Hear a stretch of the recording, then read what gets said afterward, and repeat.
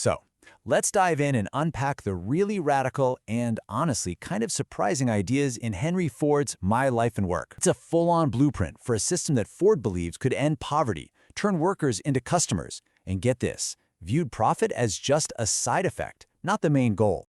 We're going to explore the machine behind the man. He famously said it's the opportunity more intelligently to begin again. For him, being afraid of mistakes was the #1 thing holding people back. And this idea, this philosophy of constant, fearless iteration, that's the real engine that drives his entire system. All right, so Ford's whole system, and I mean the whole shebang, was built on this one single, pretty counterintuitive principle he just called service. And it was an idea that basically flipped the business logic of his time completely upside down. See, Ford's thinking was, if your business is only fixated on profit, you're going to end up cutting corners. So his solution, forget about profit. Focus only on service, which to him meant making the absolute best product you can at the lowest possible price. He was totally convinced that if you nailed that, profit wasn't just going to follow, it would be practically impossible to avoid.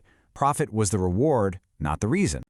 In this comparison here, it just nails the core of his philosophy. He looked at the typical profit motive and thought it was just short-sighted. For him, the question wasn't, how do we make the most cash? The real question, the only question, was, how can we do the work better? That little switch in priorities, that's what powered the entire Ford revolution. Okay, so that's the big idea. But how did this philosophy of service actually translate to the factory floor? Well, it led to a complete reinvention of manufacturing as the world knew it. The goal was this relentless, almost obsessive war on waste. They built incredibly specialized tools for every little job. And of course, the big one, they brought the work to the worker with the moving assembly line. It was engineered directly into the process itself. And the result of all this simplification? Well, it was absolutely revolutionary. Because the system itself was so brilliant, the individual jobs became incredibly simple. Ford's own data showed that almost 80% of his entire workforce could be fully trained in less than a week.